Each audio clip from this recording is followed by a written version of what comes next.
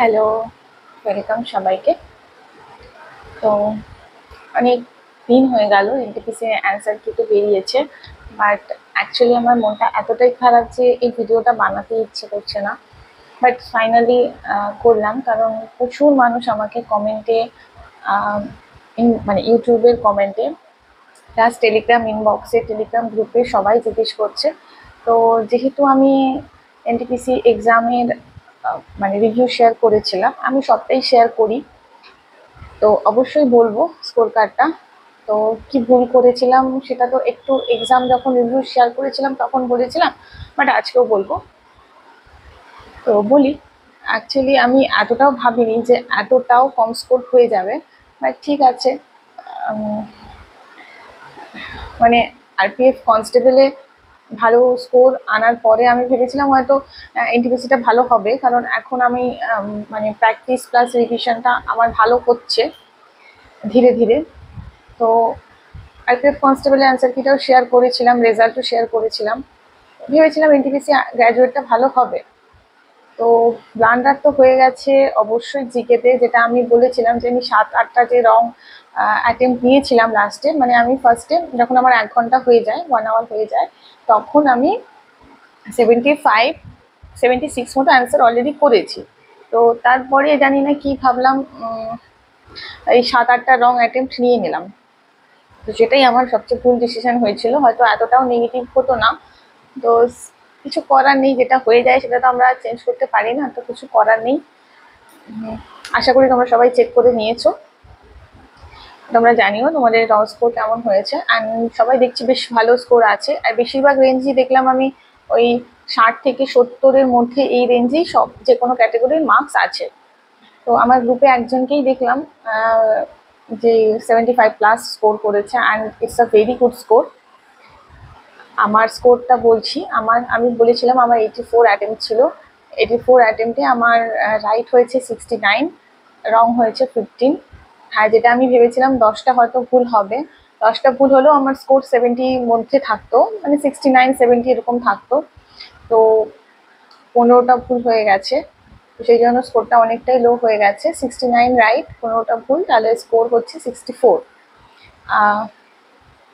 আমার জোন অনেকে জিজ্ঞেস করছে, আমার জোন হচ্ছে ভুবনেশ্বর। আমি এবার কলকাতা করিনি, কারণ লাস্ট টাইম আমি কলকাতা করেছিলাম, আমি CPT-2ও দিয়েছিলাম, কিন্তু 1 নম্বরের জন্য আমার হয়নি, ফাইনাল লিস্ট হয়নি 1 নম্বরের জন্য। তো এইবার আমি আর কলকাতা করিনি, এবার আমি ভুবনেশ্বর করেছি। বাট এবার দেখছি ভুবনেশ্বরে কলকাতাতে কম্পিটিশন বেশি, কলকাতায় আবার অনেকেই করেনি, মানে ওয়েস্ট বেঙ্গলে যারা তারা বেশিরভাগই কলকাতা করেনি, গুয়াহাটি না হলে মালদা, না হলে শিলিগুড়ি, না হলে ভুবনেশ্বর বা সাউথের কোনো জোন এরকম করেছে। তো যাই হোক, কাট অফ তো আমি জানি না, কাট অফ আমাকে অনেকে জিজ্ঞেস করেছে, কাট অফ আমি বলতে পারবো না, কারণ এটা বলা কখনোই সম্ভব নয়। অনেক চ্যানেলে যেটুকু দেখলাম ওই ইউআর হার্ড মডারেট শিফট তো আছে, হার্ড শিফট মডারেট শিফট, এবার কতটা কি নর্মালাইজেশন হচ্ছে এটার উপর ডিপেন্ড করছে। তো আমার মনে হয় রেলওয়েজে 5 থেকে 6, ম্যাক্সিমাম 7-8 নর্মালাইজ হবে। তো সেই ইয়েতে দেখতে গেলে যেটা সবাই বলছে, আমি অনেকগুলো চ্যানেলই দেখেছি, 4-5টা চ্যানেল দেখেছি, ওই মানে যাদের ইউআর এর রেঞ্জ যারা 65+ আছো, I think safe score. Hard moderate, hard শিফটে একটু কমই হবে, কারণ তারা নর্মালাইজ পাবে। আর ইজি শিফটের কথা বলছি, মানে মডারেট ইজি 65+ ইউআর স্কোর, বাকি ক্যাটেগরিতে -2 করে যেরকম হয়, তো সেটাই। আমি জানি না, আমার কোনো হোপ নেই, আমার যদিও ক্যাটেগরি আছে, বাট আমার কোনো হোপ নেই। তবুও স্টিল যেহেতু সামনে আন্ডার গ্র্যাজুয়েট আছে, আমাকে অনেকে জিজ্ঞেস করছে দিদি তুমি কি CBT-2 প্রিপারেশন করছো। দেখো, CBT-2 CBT-1-এর প্রিপারেশন আলাদা করে তো কিছু হয় না, যেমন আমাদের SSC-তে CGL এ টায়ার 1 টায়ার 2 সিলেবাস কিন্তু পুরো সেম, শুধু কি প্রিলিমসের লেভেলটা একটু একটু মানে একটু মডারেট আসে, আর মেন্সে গিয়ে একটু ক্যালকুলেটিভ, ম্যাথসটা একটু ক্যালকুলেটিভ দেয়, রিজনিংটা একটু টাইম টাইম কনজিউমিং এরকম কিছু রিজনিং দেয়, জিকেটা একটু একটু মডারেট দেয়, তো এটাই, বাট সিলেবাস তো সেম।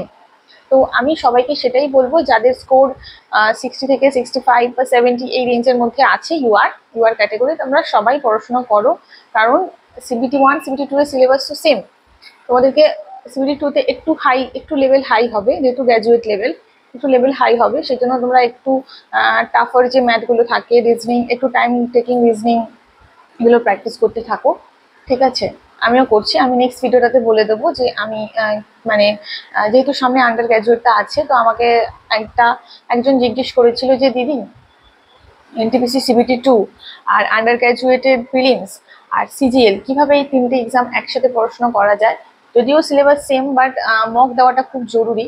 তো কিভাবে কি মক দেবে কি না দেবে আমি সেটাও প্ল্যান করেছি, কারণ আমি নিজেও সিজিএল, সিএইচএসএল, ফেজ 13, এমটিএস, তারপরে under graduate, NTPC, group D, তারপরে যদি ওই WBSSC group C, group D বেরোয় সেটাও দেবো। তো আমি সমস্ত এক্সামই দেবো।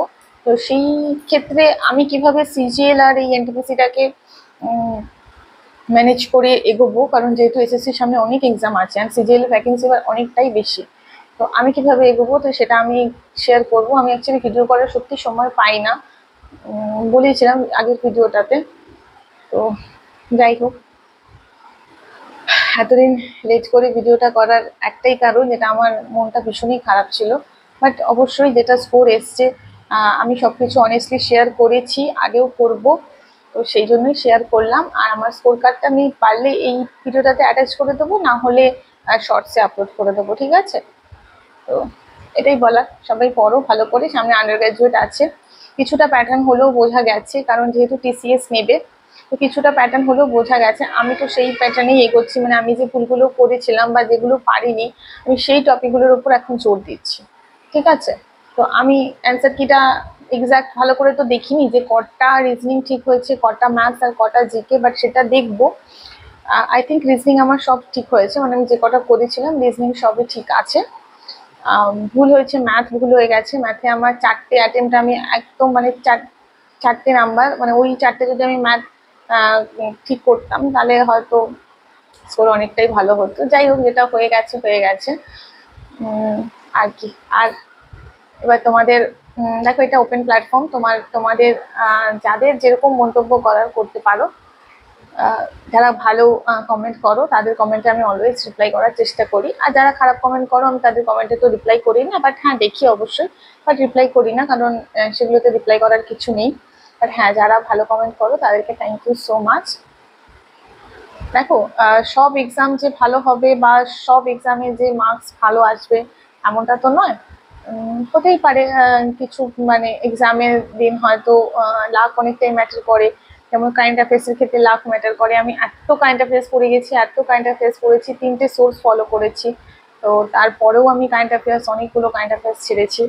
তো এগুলো লাক ফ্যাক্টর। অনেকে তো তার শিফটে 6, 7টা, 8টা কারেন্ট অ্যাফেয়ার্সও কমন পেয়েছে, তো অনেকটাই লাক ম্যাটার করে। আর ম্যাথস হয়তো আমার সব থেকে উইক পয়েন্টই হচ্ছে ম্যাথস, তো ওটাকে আমি ওভারকাম করার চেষ্টা করছি, প্র্যাকটিস করছি। আমি এখন প্রচুর ম্যাথস করি, প্র্যাকটিস করছি, তো দেখা যাক কি হয়।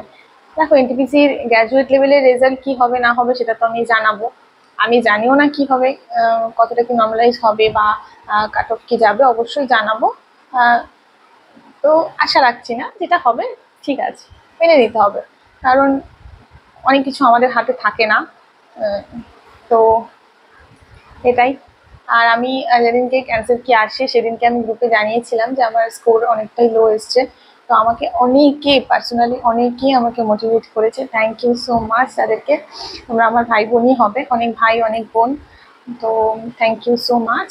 আমি সত্যি মার্কসটা দেখে অনেকটাই ভেঙে পড়েছিলাম, বাট এখন কি বলতো, এত ফেলিওর দেখেছি, তো এত এক্সাম দিয়েছি, এত ফেলিওর দেখেছি, তো নিজেকে না মানে ওভারকাম করতে শিখে গেছি। মানে এখন তো আর সেই মানে প্রিপারেশনের ফার্স্ট ফেজটাতে নেই যে আমি একটা এক্সাম দিলাম বা খারাপ হলো, ভেঙে পড়লাম, 1 মাস 2 মাস 3 মাস ওয়েস্ট করলাম, সেরকমটা নয়। হ্যাঁ, ওই দিনটা খুব খারাপ লেগেছিল, বাট তারপর দিন থেকে আমি হয়তো আরো দ্বিগুণ চেষ্টা চালিয়ে যাচ্ছি। আই হোপ আন্ডার গ্র্যাজুয়েটটা আমার ভালো হবে। তো তোমার সাথে সবটাই শেয়ার করি, তাই করলাম। তোমরা পড়াশোনা করো। আমি নেক্সট ভিডিও ওই আন্ডার গ্র্যাজুয়েট লাস্ট 1 মান্থ আর টাইম আছে আমাদের কাছে, এক্স্যাক্টলি 1 মান্থ, কারণ নেক্সট মান্থের 7 তারিখ থেকে আমাদের আন্ডার গ্র্যাজুয়েট শুরু হচ্ছে। তো এক্স্যাক্টলি আজকে 6 তারিখ, এক্স্যাক্টলি 1 মাস আছে। তো 1 মাসের কিভাবে কি পড়বো কি না পড়বো বা কীরকমভাবে মক দেবো, অল্টারনেটিভ ডেজে মক দেবো, সিবিটি 2 এর মক দেবো কিনা এখন থেকেই, তো আমি সবটাই শেয়ার করবো নেক্সট ভিডিওতে। ঠিক আছে, তো তোমরা পড়াশোনা করো, সবাই ভালো থেকো, দেখা হবে নেক্সট ভিডিওতে।